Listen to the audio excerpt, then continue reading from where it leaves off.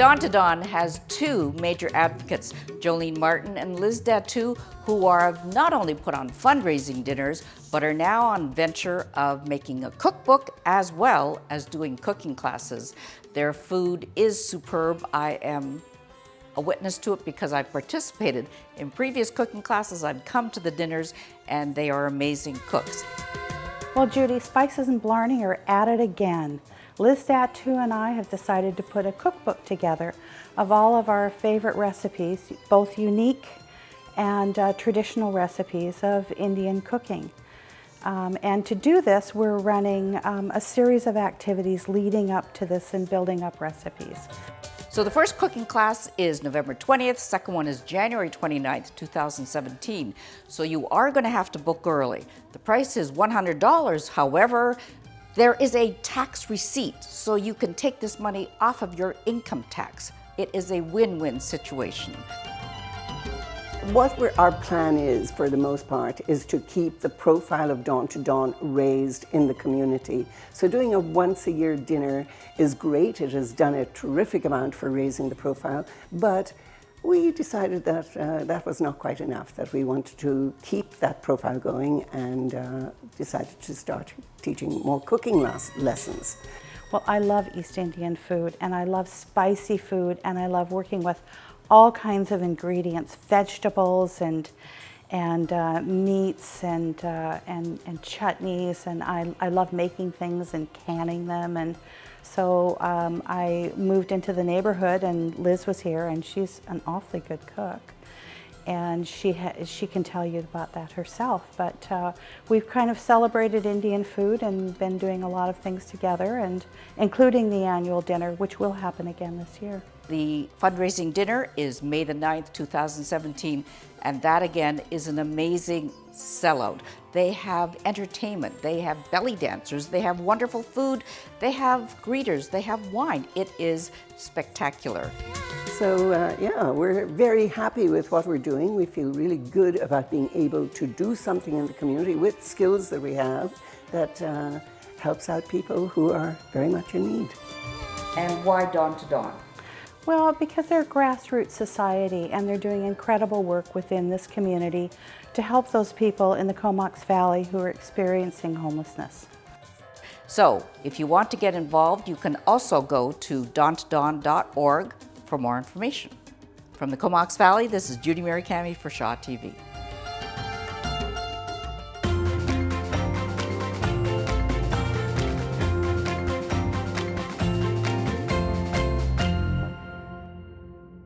Child Haven International is a charity that was started by Bonnie and Fred Cappuccino, who had adopted 19 children and decided that actually it was cheaper to build homes in the countries where these children came from. Each year, they have a fundraising dinner to fundraise for these orphanages. Here in Courtenay, the fundraising dinner is in October, and they have lots of volunteer help.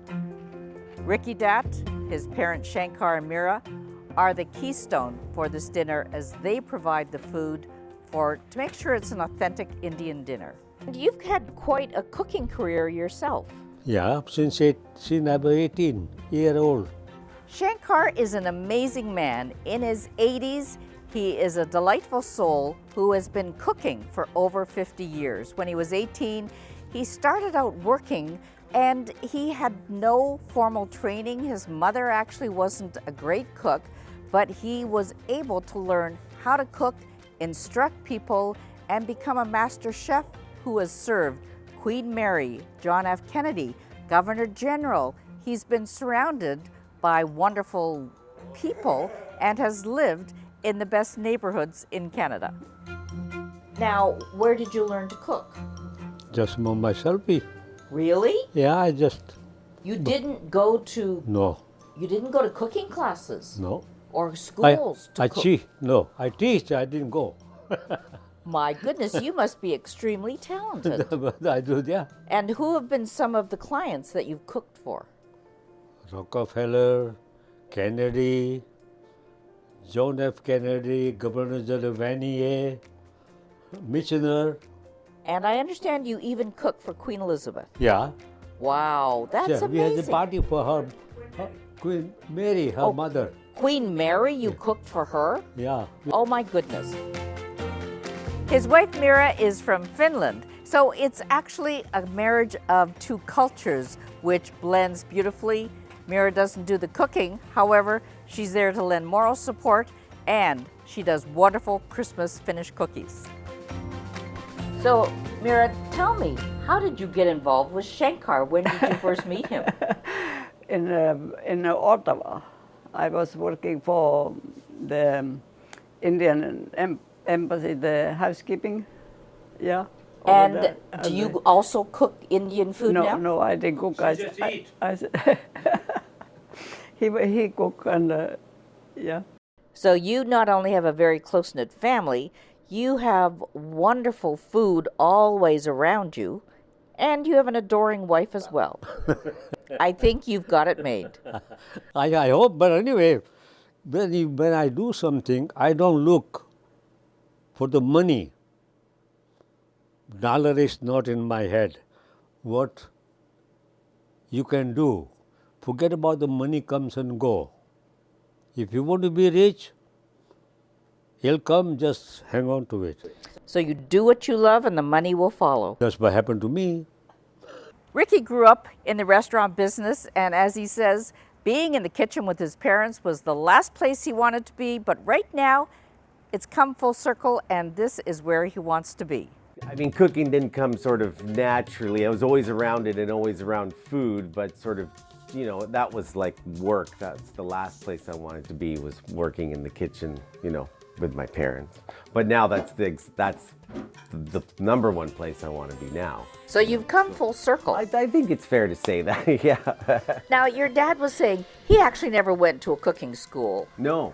How did you learn? By osmosis as well? I think so, but just always working in restaurants and never being afraid of cooking food, right? So even if I was always in the front of house, you know, I'd see how things were made and stuff and always paid attention, then go home and try to do it. And if you knew how things were supposed to taste and you knew what kind of, somehow you could get it to that flavor profile, you know?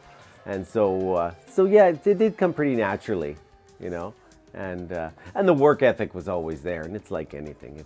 Not only is cooking and food a universal love, but Ricky said that fundraising gives him the biggest joy.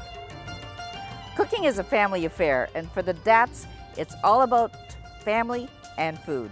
From the Comox Valley, this is Judi Murakami for Shaw TV.